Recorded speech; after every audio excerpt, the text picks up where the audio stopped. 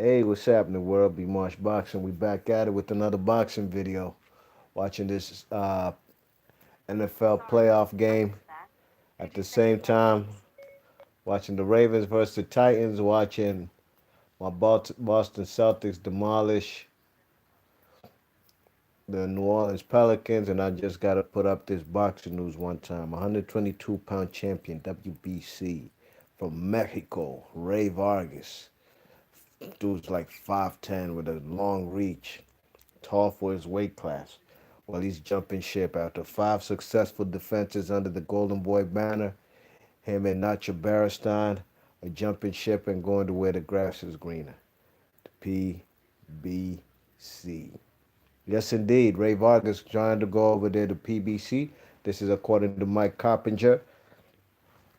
Mike Coppinger is an insider for the boxing news and updates in the boxing world, and he let it be known that the man Ray Vargas is rolling with the PBC now. You know what I mean? He's in supposed to sign a multi-fight deal with the PBC, and I like that. I like it absolutely.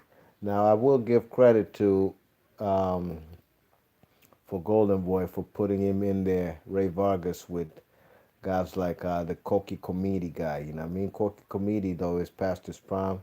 You know, it was just good seeing the former Japanese world champ get a title shot. I did appreciate that. Um, I thought Ray Vargas won it clearly. You know what I'm saying? Difficult fight, but I thought he got through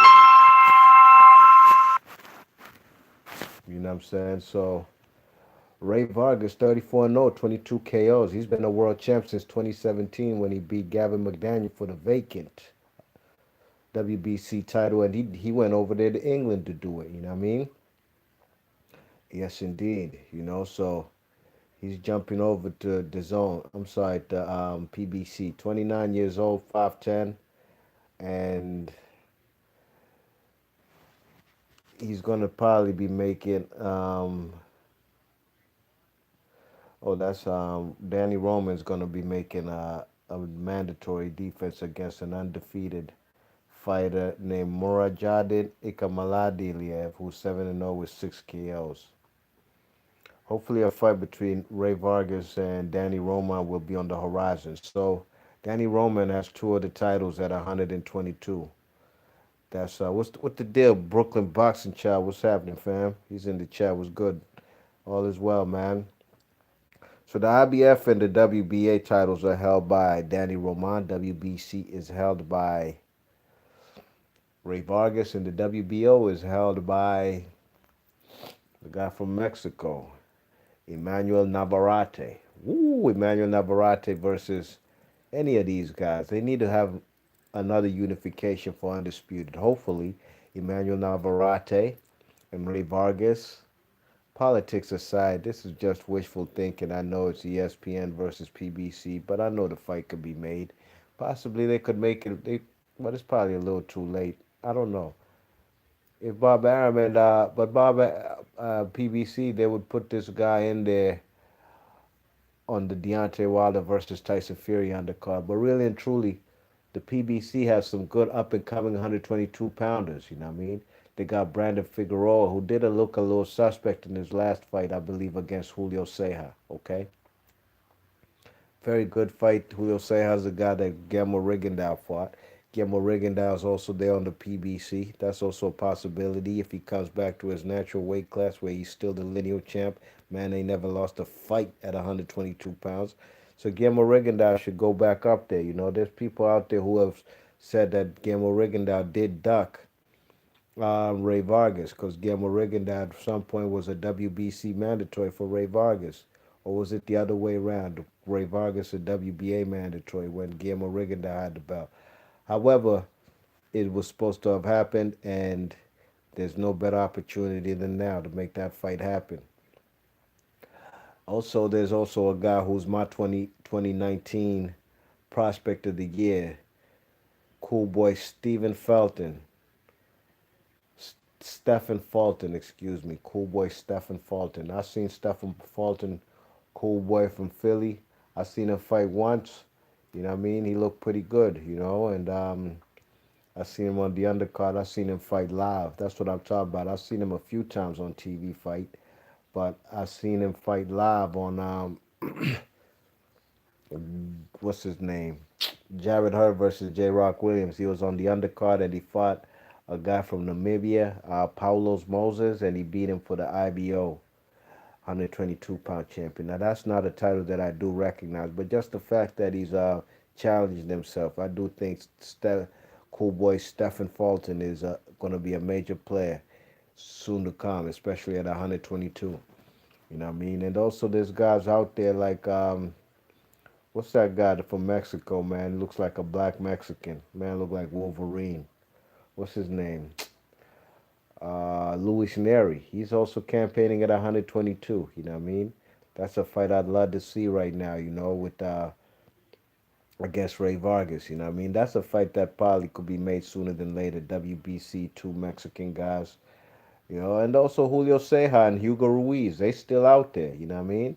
At 122. So there's plenty of fighters, especially Mexican fighters, for the man Ray Vargas to fight.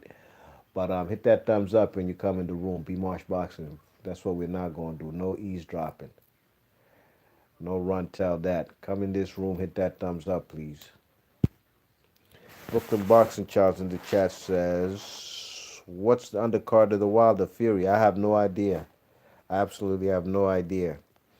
Brooklyn Boxing Charles said, Virgil Ortiz, Chris Colbert, and Dubois are my favorite prospects. I'm not mad at none of those guys one bit. You know what I mean? Not mad at none of those guys.